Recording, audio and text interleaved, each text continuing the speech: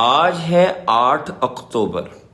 फ़लस्तीन की जंग शुरू हुए 1 साल हो चुका है और 1 साल के होते ही अल्लाह ताला की ताकत हरकत में आई है और अमेरिका में 2 इतने हौलनाक वाक़यात हुए हैं कि दुनिया पूरी हिल गई है।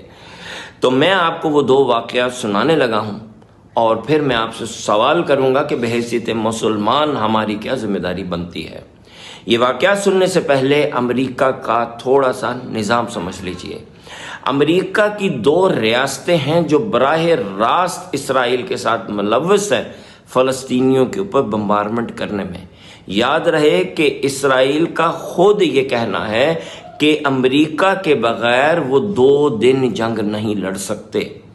तो वो जो अमेरिका जिसके बग़ैर वो जंग नहीं लड़ सकते, वो असल में 2 अमेरिका की रियासतें हैं। सबसे पहले उनका नाम, एक रियासत है नॉर्थ कैरोलिना और दूसरी रियासत है फ्लोरिडा। इनकी क्या अहमियत है? नॉर्थ कैरोलिना अमेरिका की छावनी है।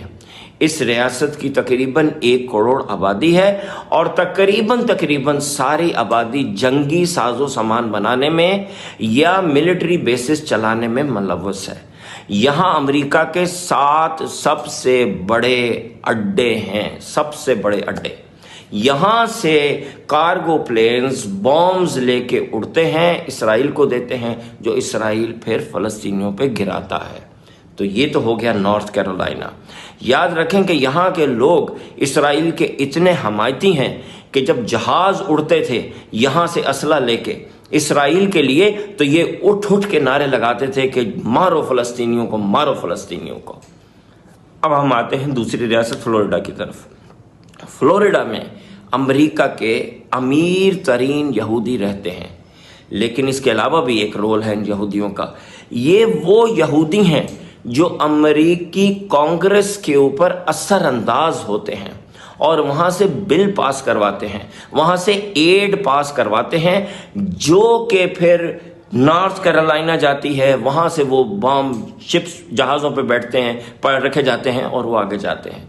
तो Florida finance and political power और नॉर्थ कैरोलिना मिलिट्री पावर। अब हम आगे चलते हैं। आज से 10 दिन पहले अल्लाह ताला ने समुंदर से एक बहुत बड़ा तूफान उठाया, जिसका नाम गोरों ने तो रखा हिलीना, लेकिन हम उसको अल्लाह का अज़ाब भी कहेंगे।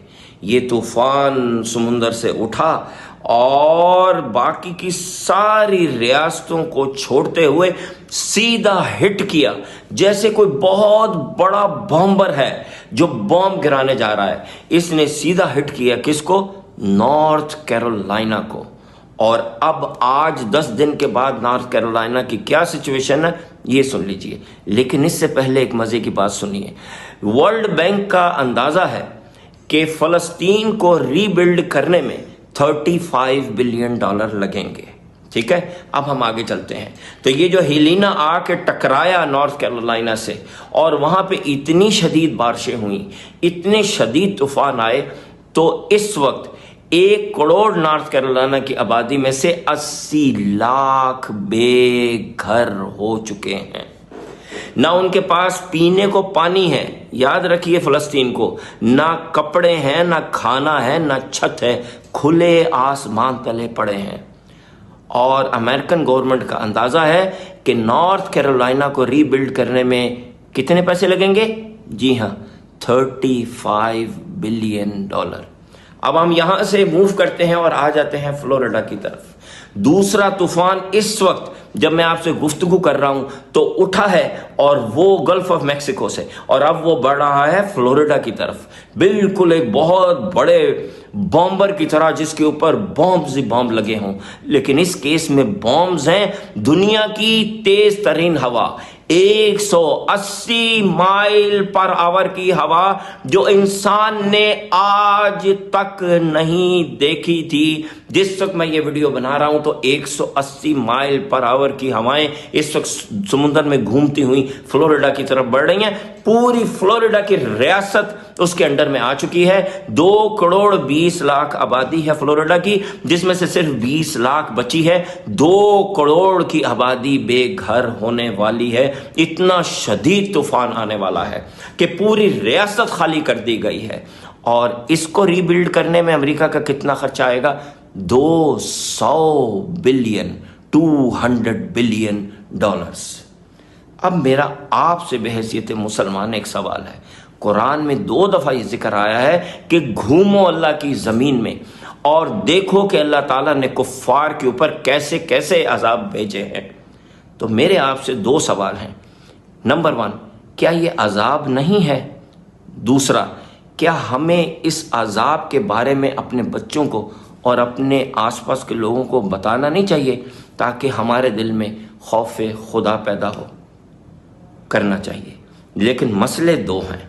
पहला मसला ये है कि आधे लोग जो ये मेरी बात सुनेंगे, वो आधे इसको कोई साइंसी फैक्ट का नाम दे देंगे। वो कहेंगे जी ग्लोबल वार्मिंग है तो ऐसे हुआ तो वैसे हुआ, और वो इसको रिजेक्ट कर देंगे। और दूसरा ग्रुप उन मुसलमानों का है मासूम, कि जो ये कहेंगे कि लो जी अल्लाह ताला तो अजाब भेजता है, तो हमें कुछ करने की क्या ज़रूरत है।